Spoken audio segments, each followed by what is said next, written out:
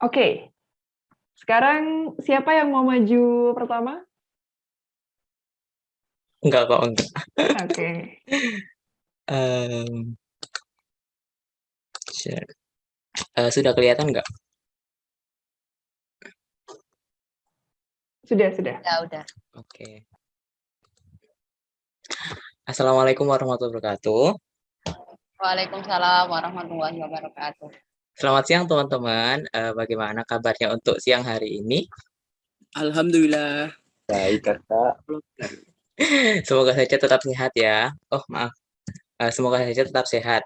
Jadi pada kesempatan kali ini, saya mau memberikan sedikit mengenai kiat-kiat menjadi sahabat yang baik. Sebelumnya, ada yang nggak punya sahabat nggak yang di room ini? Pasti semua punya ya? Nggak punya, Kak. Nggak punya sahabat? Wah, berarti kalau kalau belum punya sahabat harus dengerin eh, prestasi kali ini karena ini mungkin nanti bermanfaat buat kalian memilih sahabat yang baik. Oke, yang pertama ada listen.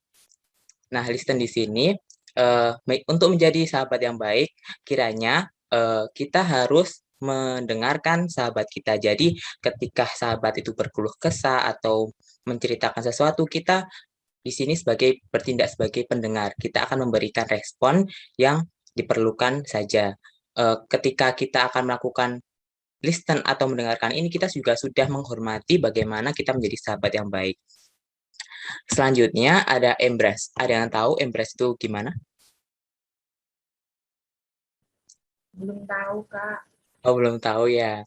Jadi embrace itu artinya rangkul. Nah, sahabat yang baik itu adalah sahabat yang bisa merangkul sahabatnya. Jadi ketika sahabat kita mengalami kesedihan atau dalam keadaan terpuruk, kita sebaiknya melakukan rangkulan. Rangkulan bukan secara fisik ya, bukan cuma secara fisik, tapi eh, secara eh, secara moral juga atau secara spiritual juga melakukan rangkulan. Jadi kita bisa melakukan rangkulan demi membuat sahabat kita bisa terhindar dari keterpurukan yang melandanya. Selanjutnya ada gambar seperti ini. Ada yang tahu ini bagaimana maksudnya? Gak boleh marah-marah mungkin. Hampir benar. Ada yang lain? Saling mengerti. Debat. Saling mengerti, tidak berdebat.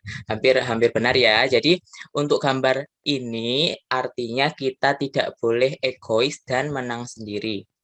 Jadi dalam persahabatan kita tidak bisa melakukan sesuatu yang egois dan menyakiti dari perasaan sahabat kita. Jadi alangkah baiknya kita akan menjelaskan secara perlahan, kemudian kita akan mencari kesepakatan atau mencari kesimpulan yang sama-sama mengenakan di antara keduanya. Jadi tidak boleh egois. Misalnya, Khairunisa mau ngajak Ridho ke pantai misalnya gitu ya.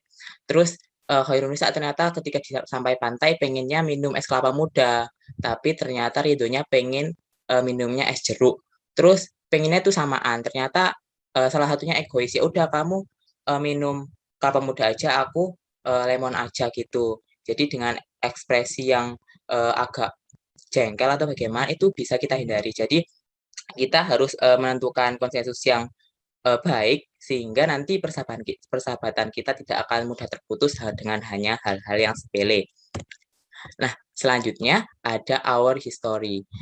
Maksudnya biasanya kalau dalam persahabatan itu kan pastinya adanya komunikasi ya. Nah, komunikasi ini kan tidak hanya komunikasi yang bersifat umum saja, tapi juga personal atau pribadi. Jadi, untuk menjadi sahabat yang baik, kita harus tetap menjaga privasi dari sahabat kita. Misalnya, Nisa bercerita ke saya mengenai aku lah punya pacar baru, gitu misalnya. Terus, eh, posisi saya sebagai sahabat yang baik, saya akan tetap melakukan atau melaksanakan privasi yang telah disampaikan oleh Nisa. Jadi, sahabat yang baik tidak akan mengumbar privasi dari sahabatnya. Nah, yang terakhir di sini ada kata-kata bahwa sahabat adalah keluarga yang engkau pilih sendiri. Oleh karena itu, dalam memilih sahabat perlu dilakukannya pilih-pilih. Bukan karena kita emang mau pilih-pilih, tapi dalam memilih sahabat itu memang harus sangat dipertimbangkan karena tidak ada yang tahu isi hati seseorang kecuali orang itu sendiri dan juga Tuhan. Terima kasih. Mungkin itu saja. Mohon maaf apabila ada kesalahan. Selamat siang. Semoga kalian tetap sehat. Wassalamualaikum warahmatullahi wabarakatuh. Waalaikumsalam Waalaikumsalam warahmatullahi wabarakatuh. Oke, boleh apresiasi dulu buat Aliman. Kiat menjadi sahabat yang baik.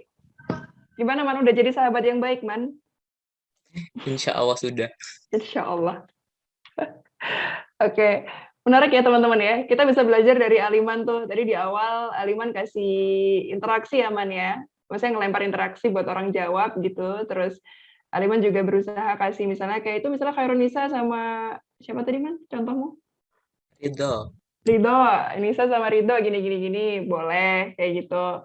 Tapi misalnya nih, Man, kalau soal sahabat, selain kamu kasih contoh misalnya Nisa sama Ridho, kamu bisa juga cerita soal pengalamanmu sendiri, Man. Jadi misalnya kamu punya sahabat nih, Man, terus dia itu pendengar yang baik segala macam, itu kamu ceritain dari pengalamanmu gitu. Jadi orang itu merasa lebih dekat dengan kamu karena itu based on pengalamanmu sendiri gitu loh, fakta yang kamu alamin gitu. Jadi lain kali teman-teman boleh pendekatannya adalah cerita soal pengalamannya teman-teman gitu, punya sahabat yang kayak gimana, atau misalnya punya sahabat yang dikhianatin, nikung teman sendiri, atau apa itu juga bisa gitu, untuk jadi pembelajaran teman yang lain misalnya, gitu. Thank you, Man. Sip. Oh, tadi ada satu ini, teman-teman, ada misalnya kayak listen ya, Man, itu. Kadang listen itu, kadang ada yang baca listen, kayaknya nggak usah dibaca, gitu ya. Kadang listen ada bahasa-bahasa gitu. Oh, apa?